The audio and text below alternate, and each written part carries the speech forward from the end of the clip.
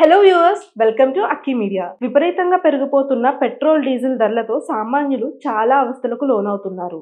దైనందిన జీవితంలో ప్రతిరోజు ఆఫీసులకు వారి వారి పనులకు సమయానుకూలంగా టైంకు చేరుకోవాలంటే ఈ పెట్రోల్ డీజిల్ ధరలను భరించాల్సి వస్తుంది. వీటన్నిటికీ చక్కని పరిష్కారాన్ని మన ముందుకు జియో సంస్థ వారు తీసుకురాబోతున్నారు. అదే జియో ఎలక్ట్రిక్ సైకిల్.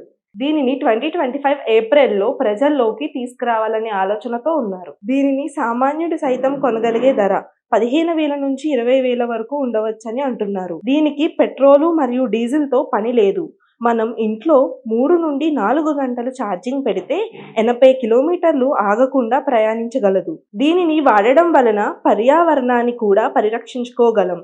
దీనికి గల 250 వోల్ట్స్ హబ్ మోటార్ ఏ రహదారిలోకైనా సులభంగా ప్రయాణించవచ్చు.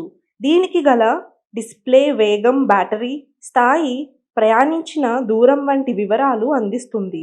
దీనికి అదనంగా ఫ్రంట్ అండ్ రియర్ డిస్క్ బ్రేకులు వంటి థెఫ్ట్ అలారం మరియు రాత్రి రైడింగులకు రిప్లికేటర్లు ఉన్నాయి. దీనిని మంచిగా డిజైన్ చేయబడి అల్యూమినియం ఫ్రేమ్ అడ్జస్టబుల్ సీటుతో కలిగి ఉంది.